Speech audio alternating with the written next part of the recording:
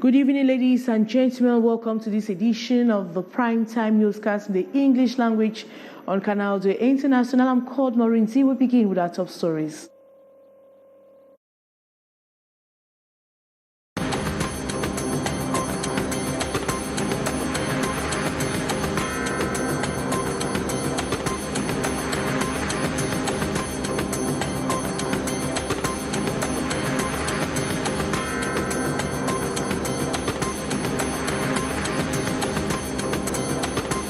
Village of what the SOCIETE has complete warning letter to Fon Wei III on Biame, calling on him to desist from aiding and abating the activities of armed groups, which he says is tantamount to jeopardizing the return to normalcy to that part of the restive northwest region of Cameroon.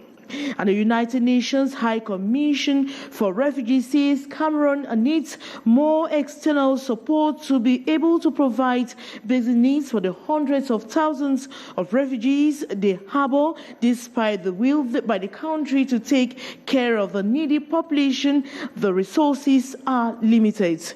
And it is now final that Cameroon will not take part in the Under-23 AFCON Cup of Nations starting in Morocco this Saturday, June 24. Those are major stories. Details right ahead.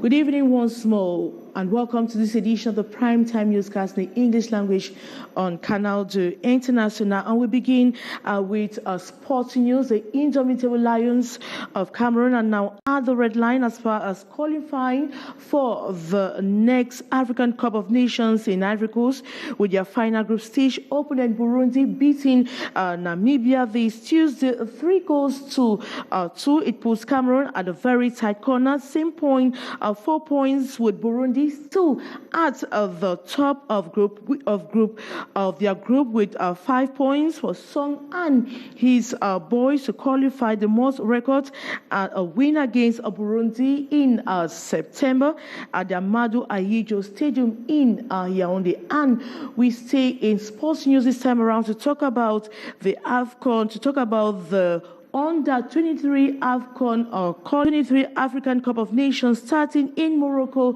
this Saturday, June 24. The Court of Arbitration for Sports today sent out statements on the appeal of Cameroon against Gabon, stating that Gabon will take part in the competition at the detriment of Cameroon. It should be noted that Gabon actually picked their qualification ticket during their last game against Cameroon in Yaoundé, but issues of an illegal player within their squad stepped in, pushing CAF to take further decisions. And we take you to the northwest region of Cameroon, where the administration of We Division has recently been crossed with the traditional ruler of Biame village, for what the SOCIETE as complacency with separating on him to desist from aiding and abating to activities of armed groups, which he says is tantamount to jeopardizing the return to normalcy in that part of the restive northwest region of Cameroon. Wonder story with our reporter Saleh Sharifa.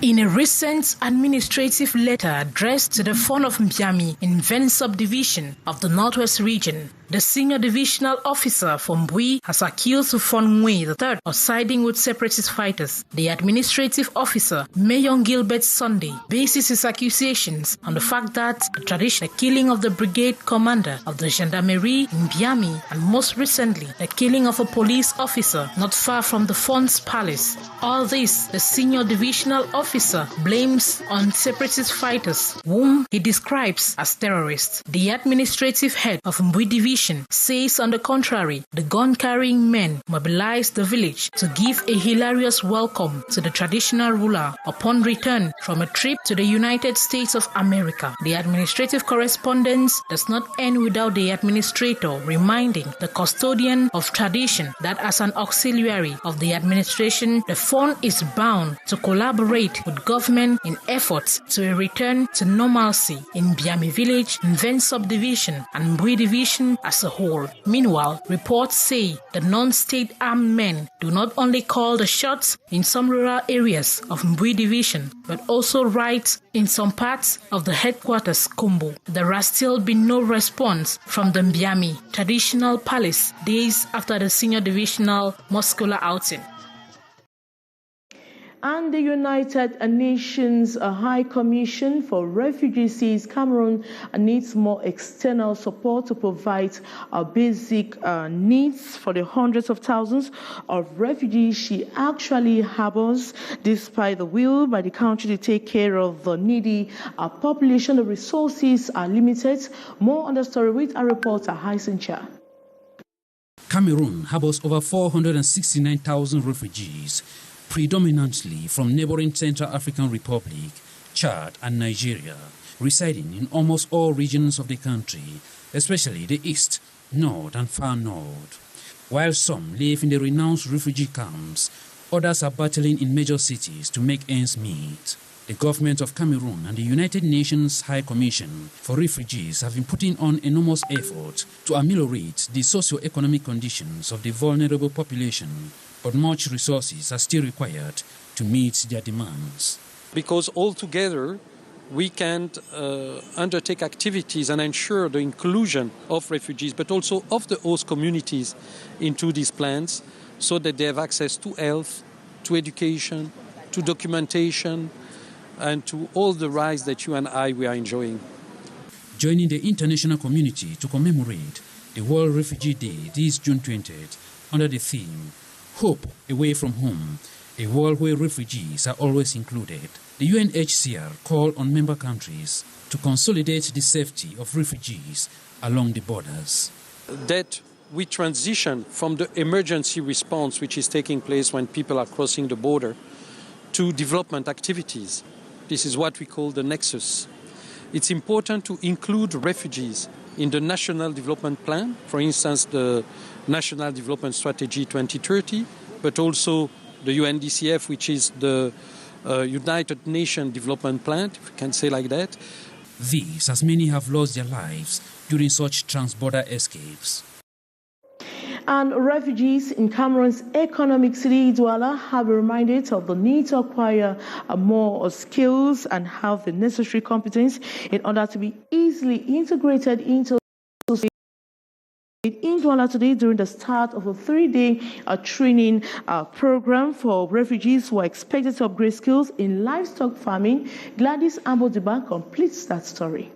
Ngoma Arno Sylvain Innocent is a Central African national who has been living in Douala, Cameroon for the past 2 years. He is an IT technician and heads a foundation that trains young people on entrepreneurship. He is at this workshop organized to build capacities of young refugees in order to contribute in the fight against food insecurity.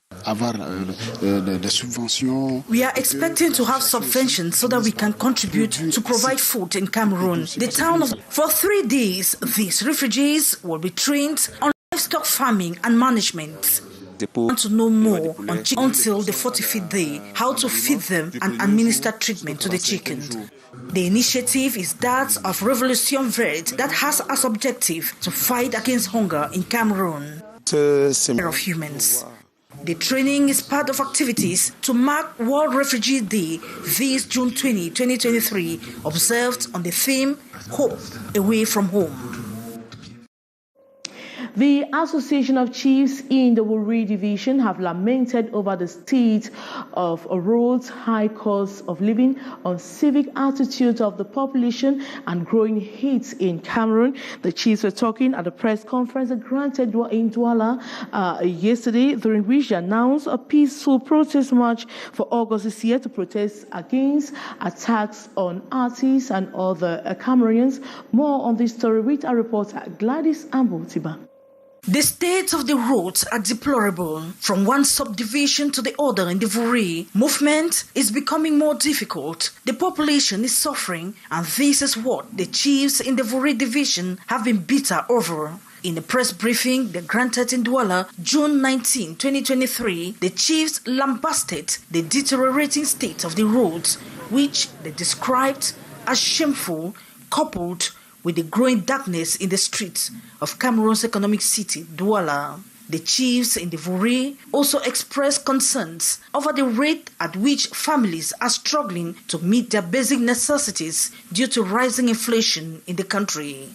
They said it is urgent and the responsibility of the government to seek solutions to these problems, but nonetheless saluted women who promote the consumption of the legendary sour dish, Dindole, which is now the pride of Cameroon, ranked 47th best dish in the world. They commended the cancellation of the expropriation decree on the Dikolo site and several fraudulent land titles in the Wuri and littoral in general. On the organs of decentralization, the chiefs expressed worries that the regional council in the littoral has remained almost voiceless and inactive. They have therefore called for an autonomous chamber of chiefs within the regional council and the constitution of a communal chamber of traditional chiefs.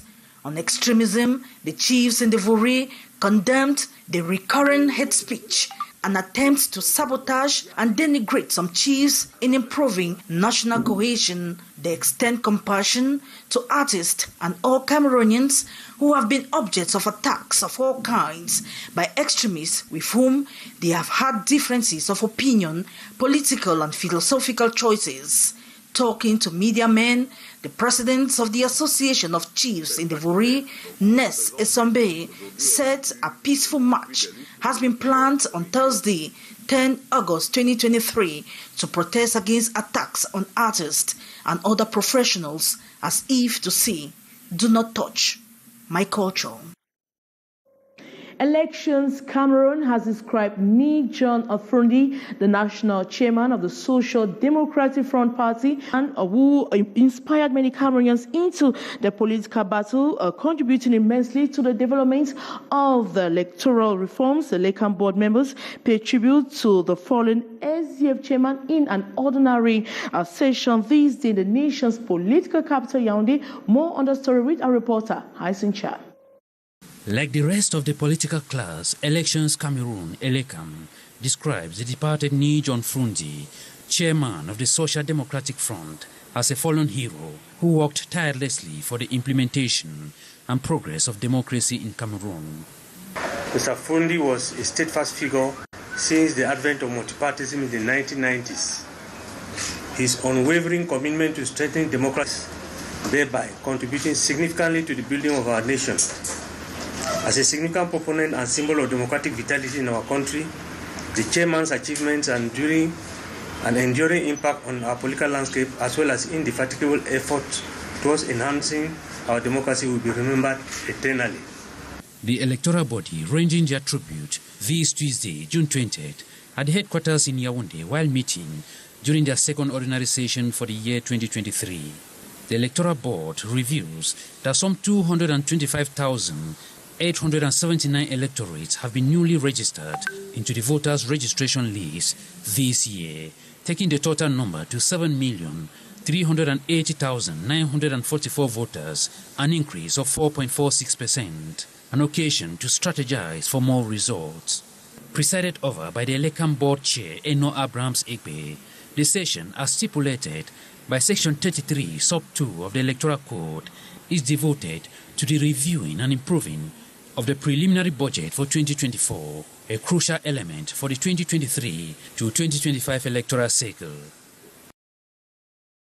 The absence of good data on the actual cases of malaria in Cameroon is seriously affecting surveillance and treatment despite efforts in that light, while the actors have decided to build capacities on data collection, surveillance, and use of sustainability, reduce malaria burden here in the country.